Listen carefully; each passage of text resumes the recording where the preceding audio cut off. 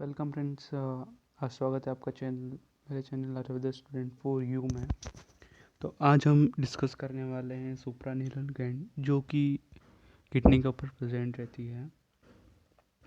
तो पहले वीडियो को स्टार्ट करने से पहले थोड़ी सी रिक्वेस्ट है कि सब्सक्राइब नहीं किया तो सब्सक्राइब कर दें, और वीडियो को लाइक नहीं है तो पहले लाइक कर दें और बेल आइकन को क्लिक कर दें कि आप आने वाले वीडियोस के लिए सतर्क रहे, तैयार रहें, अलर्ट रहें। तो स्टार्ट करते हैं वीडियो को। तो पहले हम बताते हैं आपको कि रीनल किस चीज़ को बोलते हैं और सुपरा किसको चीज़। सुपीरियर आपने अभी तक पढ़ा होगा, इतनी एनाटॉमी पढ़ रहे हो तो सुपीरियर व्यू तो पढ़ा ही होगा।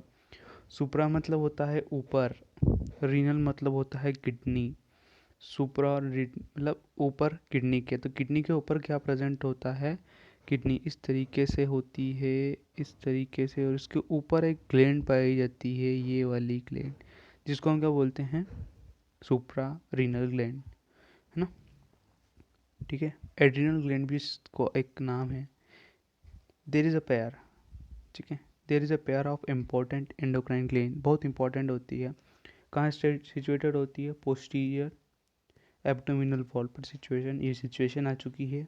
इन the upper part of the pole of the, जो दो पोल होते हैं, एक एंटीरियर पोल होता है, एक अपर पोल होता है एंड लोअर पोल होता है। तो अपर पोल पर ये जो आपको पार्ट दिख रहा है, ये पार्ट जो होता है वो, ये इतना पार्ट जो होता है ये सुप्रारीनल या एड्रिनल ग्लैंड का होता ही होता है। ठीक है, नेक्स्ट हम बात करेंगे कि कहाँ होती है, तो वही पेरिटोनियम में होती है, बिहाइंड द पेरिटोनियम, क्योंकि आगे वाला पेरिटोनियम में जो किडनी जो होती है वो सुप्रा रेट्रोपेरिटोनियल है, तो ग्लैंड भी रेट्रोपेरिटोनियल ही रहेगी।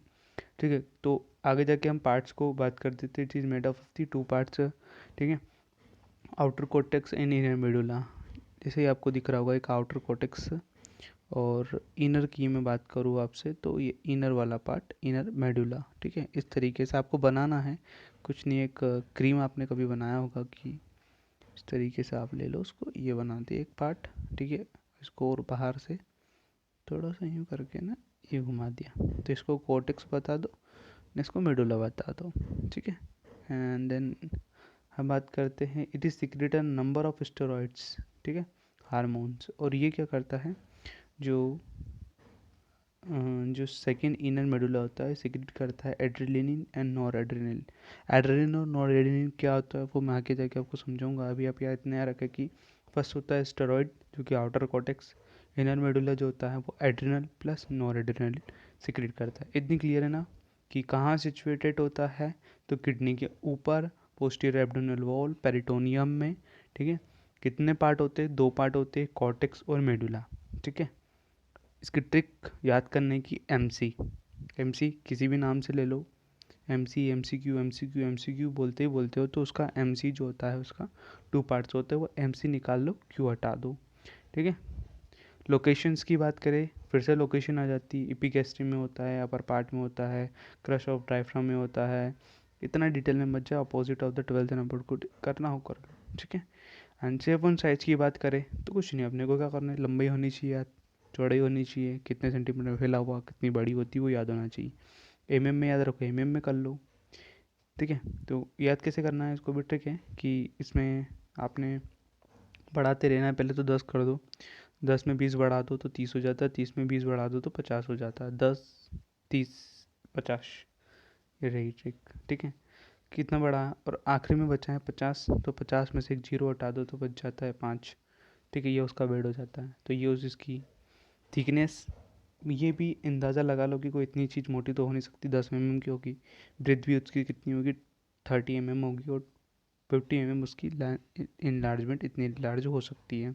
शेप कैसा होता है इसका, राइट का होता है ट्राइंगुलर और लेफ्ट का हुआ सेमी ल्यूनार। सेमी ल्यूनार मतलब आधा सर्कल, ये इस तरीके से, और ट्राइंगुलर तो आप समझते हो इस तरीके से। तो दोनों का शेप अलग होगा, क्यों, क्योंकि दोनों में से हार्मोन भी सेम निकलेंगे, बाकी जो उसका स्ट्रक्चर होगा वो एक होगा कि वो लीवर, इधर लीवर आ सकता है, इधर कोई लीवर नहीं है, उसका सिर्फ नेक है, उसके कारण। ठीक है, शेत इसमें थोड़ी सी कवरिंग भी होती है, suprarenal gland is immediately surrounded by the areolar tissue of the containing fat, जो कि fat contain, और आउटसाइड यदि हम बात करें तो पेरिनियल फेशिया को भी कवर करके रखता है, and between this two layers this suprarenal gland present होती है। इन दोनों के बीच में जो होती है सुप्राग्लैंड ग्लैंड प्रेजेंट है, ये सेपरेटेड फंक्शनी बाय द सेप्टम। क्यों? क्योंकि उसको अलग नहीं करेगा तो किडनी का फंक्शन अलग है, यूरिन बनाना ये करना, और ये ग्लैंड है ये सिर्फ डायरेक्टली हार्मोन को रिलीज करेगी, तो दोनों को करना अलग करना भी इम्पॉर्टेंट हो जाता है यहाँ पर। ठीक है, अब हम एक सेपरेटली बात कर देते हैं कि सुप्रानेल ग्लैंड क्या होती है, इसके क्या टाइप्स होते हैं। क्यों? क्योंकि ये एक ट्राइंगुलर है, ट्राइंगुलर होने के बाद में ये राइट साइड में प्रेजेंट होती है, पिरामिडल शेप की होती है, इसका एक अपना ही एक अपेक्स होता है, क्योंकि ये होती है ट्राइंगुलर। आप इसकी शेप याद रखें कि राइट साइड पे होती है ट्राइंगुलर, ठीक है, कैसी होती है? ट्राइंगुलर। तो इसका एक अपना ही अपेक्स होता है, अपना ही बेस होता है, ठीक है। और मैं आपको बताना चाहूँगा 2 सरफेसेस हो जाती है और 3 बॉर्डर्स हो जाती है। 3 बॉर्डर कैसे हो जाती है? आप इसका एक डायग्राम बनाओगे ट्राइंगुलर, तो ये हो गया अपेक्स, ये हो गया बेस। अब आप इसकी 3 बॉर्डर्स देख सकते हो कि यार मिडिल हो सकती है, ठीक है, एंटीरियर हो सकती है, पोस्टीरियर हो सकती है, और ये, और इसमें 2 सरफेस हो जाती है, एंटीरियर और पीछे वाली पोस्टीरियर, कोई इतना डीप में नहीं है। लेफ्ट सुप्रानल ग्लैंड के मैं ऊपर ऊपर व्यू में जाऊँगी, कितने कितनी क्या सरफेसेस होती है, कितने एंड होते हैं, तो वो होता है कुल मिला के सेमील्यूनार। ठीक है, तो कोई वो तो नहीं है कि अपेक्स और उसका बेस होगा, कोई नहीं, सेमील्यूनार है, इस तरीके से है, आधा चंदा मामा जैसा स्ट्रक्चर है उसका, तो कोई इतना नहीं है।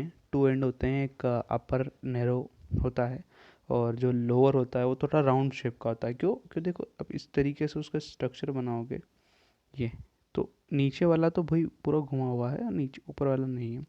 बॉर्डर्स की बात करें तो मिडिल जो कि कॉन्वेक्स होती है, इधर मीडियल ले लो, इधर लेटरल ले लो, कोई वो नहीं है इशू। एंड 2 सरफेसेस, एक एंटीरियर सरफेसेस एंड देन पीछे वाली जो हो जाती है वो पोस्टीरियर सरफेसेस। ठीक है, इतना हुआ। एंड स्ट्रक्चर्स की बात करते हैं, तो स्ट्रक्चर में आपको जाना है सुप्रानल ग्लैंड में कि 2 स्ट्रक्चर मैंने आपको बताए थे, कॉर्टेक्स एम और सी मेडुला। इससे क्या निकलता था? स्टेरॉइड्स, इससे adrenal and non adrenal, revise it. Main part होता है cortex, formally 10th part of the gland, ठीक है, and the two parts are very different from each other structurally and functionally developmentally. सारी चीज़ों में ये दोनों अपने आप से अलग अलग होते हैं, यही बताने की कोशिश कर रहा है वो। ठीक है, अब अपन क्या पढ़ेंगे कि कॉर्टेक्स में कितनी लेयर होती है और मेडुला में कितनी लेयर होती है, और मेडुला में क्या होता है। कॉर्टेक्स में अपने में वो 3 लेयर प्रेजेंट करके रखता है, जोना ग्रेनुलोसा, ग्रोना फेसिकुलेटा एंड जोना रेटिकुलरिस। ठीक है, तो आपको यहाँ से याद करना है दोनों के नाम, कि रोहित की गर्लफ्रेंड, ठीक है, जीएफ, रोहित जीएफ, रोहित की गर्लफ्रेंड। तो रोहित की गर्लफ्रेंड से आपको याद रखेगा कि लास्ट में रोहित जो होता है वो रेटिकुलर होता है, और जो ग्राम्युलरस होता है उसकी गर्लफ्रेंड, गर्ल्स से हो गया, और फ्रेंड से होता है फिजिकुलेटा। तो ये ट्रिक आप यहाँ पर अप्लाई करें कि कॉर्टेक्स बाहरी पार्ट, एक घर से बाहर निकले तो वो कॉर्टेक्स है, मेडुला माँ अंदर है, ठीक है, सी बाहर चाइल्ड है वो, उसकी रोहित नाम है उसका, उसकी गर्लफ्रेंड है, और इससे नाम रखे हैं। ठीक है, अब उसके अंदर से इतना आप याद रखें, और इतना उसमें मेन ये होता है कि क्या सीक्रेट होता है, और उस सीक्रेट होने के बाद वो क्या फंक्शन करना, जैसे मेरिनोकॉर्टिकॉइड्स जो कि ग्रेनुलोसा निकालता है, तो जो कि मिनरल्स को क्या करता है, अफेक्ट करता है, इलेक्ट्रोलाइट को, बॉडी बैलेंस को, ये उसका काम होता है। और ग्लूकोकॉर्टिकोइड जो होता है वो ये होता है कि आप ग्लूकोज को बना रहे हो, उसकी मात्रा कंटेन कितना हो रहा हो वो उसको देख रहा हो। और रेटिकुलर क्या होता है, रिप्रोडक्टिव हार्मोन्स क्या कर रहे हैं। ठीक है, ये सारी चीज़ें तो इसको याद रखने की टिक मैंने आपको बता दी है, RGF, रोहित गर्लफ्रेंड। ठीक है, अब मैंने आपको एक चीज़ एड्रीन, सॉरी इसमें स्ट्रक्चर पीपीटी में नहीं है, बाकी ये जो लेफ़्ट होती है, लेफ़्ट वाले में आपको पता होगा कि ये इससे नॉन एड्रेनलिन और एड्रेनलिन हार्मोन सिक्रेट होते हैं। तो नॉन एड्रेनलिन, एड्रेनलिन से ये होगा कि एड्रेनलिन हार्मोन जब सिक्रेट होंगे जब आप कोई भी फियर वाले काम में होंगे, जब भी आपको कोई भी एकदम टेंशन वाला माहौल रहेगा, तो वो एड्रेनलिन हार्मोन आपको रिलीज़ होगा और आप इमीडिएटली वर्क करोगे। जैसे कोई कुत्ता आया और आपको कोई हो गया तो भग जाओगे आप। नॉन एड्रेनलिन क्या होगा कि फियर फाइट एकदम फ्री बैठ के ना फिर काम करेगा। ठीक है, कोई टेंशन नहीं उसको, वो सारा सप्रेस करने का काम करेगा कि कूल, कोई लड़बड़ ही नहीं करना, अपने को शांति से बैठना है। ठीक है, अब अपन यहाँ पे बात करें कि इसके आर्टेरियल सप्लाई कैसे याद करना है, तो अपन ने क्या करा है, क्या पढ़ रहे हैं अपन, सुप्रानीनल ग्लैंड। तो क्या करो, पहले तो 3 बार लिख दो सुप्रानीनल ग्लैंड, सुप्रानीनल सुप्रानीनल सुप्रानीनल, फिर आर्टरी आर्टरी आर्टरी, फिर देख लो कि superior medial and lateral inferior, superior inferior और मीडियल, ये यहाँ पर लिख दिया। इसकी इसी आर्टरी भी लिख सकते हो, कोई दिक्कत नहीं है, भी आर्टरी भी हमने इसी लिखी है, राइट। इतना थोड़ा सा डीप में हम भी चले गया था कि हमने ये भी दे दिया कि कहाँ ड्रेन हो रही हो, थोड़ा ज्ञान लगा लिया हमने भी कि इन्फीरियर वेना केवल लेफ्ट रेनल ग्लैंड में देना पड़ता है कंटेन, यार यूट्यूब वाले मांगते हैं कंटेन। हाँ, लेफ्ट ड्रेन जो सॉरी लिम्फेटिक ड्रेनेज की बात करी, तो लिम्फेटिक ड्रेनेज में ये होता है कि आप लिटरल एरोट्रिक और नोट्स में आप इसको ड्रेन करते हैं, जो कि लेटरल एरोट्रिक नोट्स जो होते हैं, और मैं आपको डीप में ले जाऊँ तो फेलोपियन ट्यूब का भी लिम्फेटिक यही होता है, ड्रेनेज है, ठीक है। And then if you talk about the nervous supply, कि नर्व सप्लाई क्या होती है, तो नर्व सप्लाई जो होती है वो सुप्रानल रीच इन नर्व सप्लाई बहुत ज़्यादा होता है, क्योंकि यार काम ही वही करेंगे ना, डायरेक्टली ब्लड में देना है। तो माइलिनेटेड, जो कि माइलिनेटेड मतलब क्या होता है कि इनके ऊपर कवरिंग होती है प्री गैंग्लियोटिक सिंपैथेटिक फाइबर्स, ठीक है। कहाँ से, T10 से लेके तो L1, T10 से T11,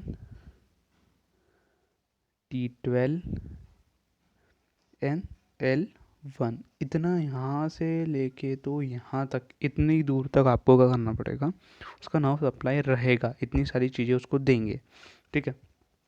आप कैसे उस चीज़ को देख सकते हो कि यार कैसे ग्लैंड में क्या हुआ है, सीटी स्कैन से देख सकते हो, ठीक है। फटाफट वीडियो ख़त्म करते हैं, आपका भी टाइम हो रहा होगा, ठीक है।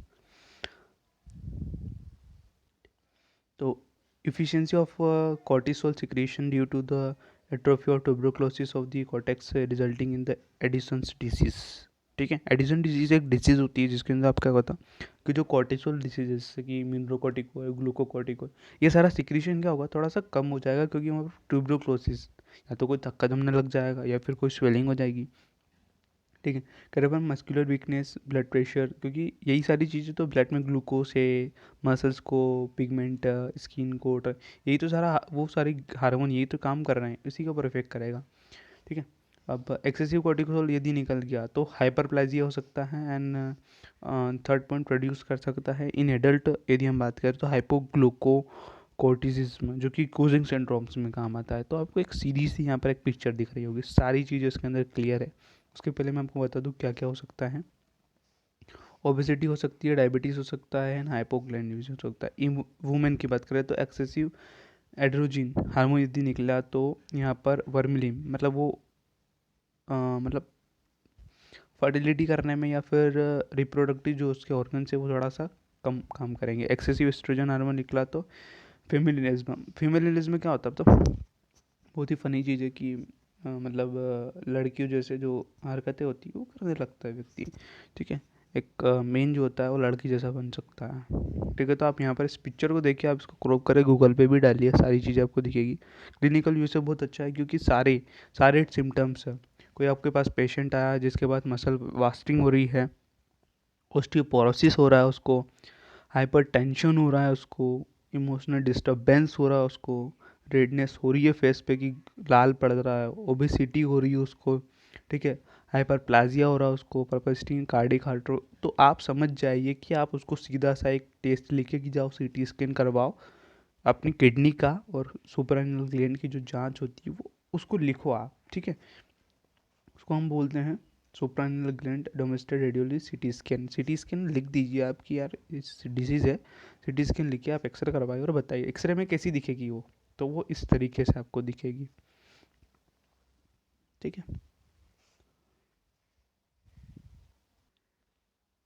हाँ, तो पहले मैं आपको एक थोड़ी सी सिंपल चीज़ बता देता हूँ कि यदि एड्रिनल मेडुला में ट्यूमर हो गया तो हार्ट अटैक आ सकता है, ठीक है। एक्सेसिव स्वेटिंग हो सकती है, स्किन में रेडनेस आ सकती है, हेडेक हो सकता है, ये सारी चीज़ें होगी। थोड़ा सा डीप में चलते हैं अब इस कंटेंट के अंतर्गत। देखिए कंटेंट क्या है कि आपको bilateral removal of adrenal gland करना है, is done as treatment of some advance and in operable cases of CA breast and prostate which do not respond to a radiotherapy and are dependent on the hormonal control। यदि आपके hormone ही अपना काम proper नहीं कर रहे हैं तो आप क्या करेंगे, उस किडनी के ऊपर से उस ग्लैंड को ही निकाल देंगे कि कुछ काम नहीं है, हटा दो इसको। ठीक है, तो इसी का वही सार है। तो आज हमने सारी लगभग मेरे पास जितनी भी थी वो मैंने ख़त्म कर दी है। Then we have some endocrinology में एक टेस्टिस और ओवरीज वाला टॉपिक आता है, but we cover it in the reproductive system. So growth it, कोई भी आपको है परेशानी तो आप कमेंट करें। और ठीक है यार, चलो मिलते हैं फिर नेक्स्ट वीडियो में। धन्यवाद।